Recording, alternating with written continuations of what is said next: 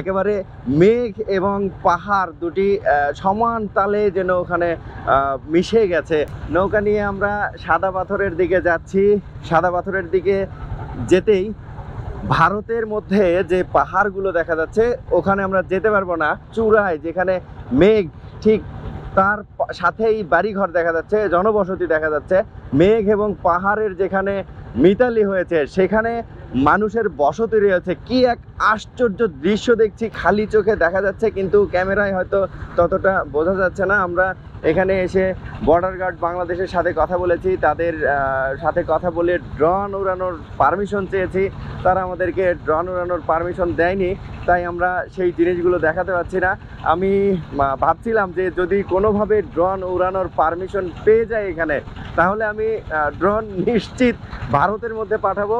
আর আমার সাথে যে সাগর রয়েছে, সাগর বলেছিল যে ভাই ড্রোন যেভাবেই হোক ভারতে পাঠাতে হবে, ভারতের কিছু দৃশ্য ধারণ করতে হবে।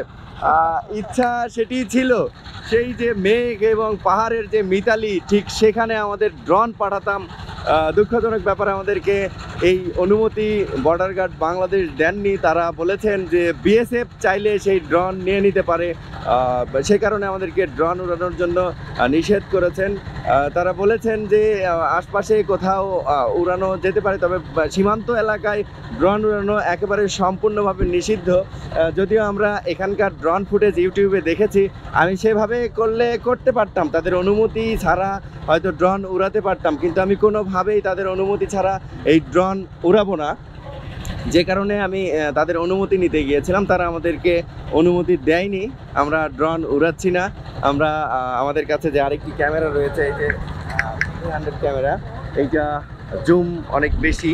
এখন এই যে পাহাড়ের যে পাহাড় এবং মেঘের যে মিতালি সেই জায়গা, আমরা এই ক্যামেরা দিয়ে পাহাড় এবং মেঘের যে মিতালি যেখানে জনবসতি রয়েছে, এই ক্যামেরা দিয়েই আমরা অনেকটা ধারণ করতে পারবো, সেগুলো দেখাবো। আপনারা আমাদের সাথেই থাকবেন নিশ্চয়ই।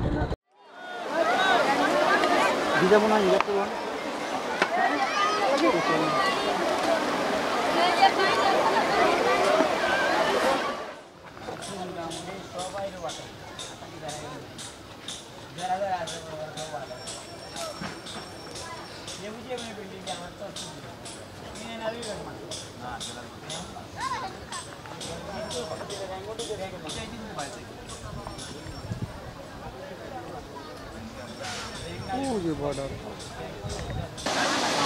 चलो यार जाओ ओए बड़ा सानी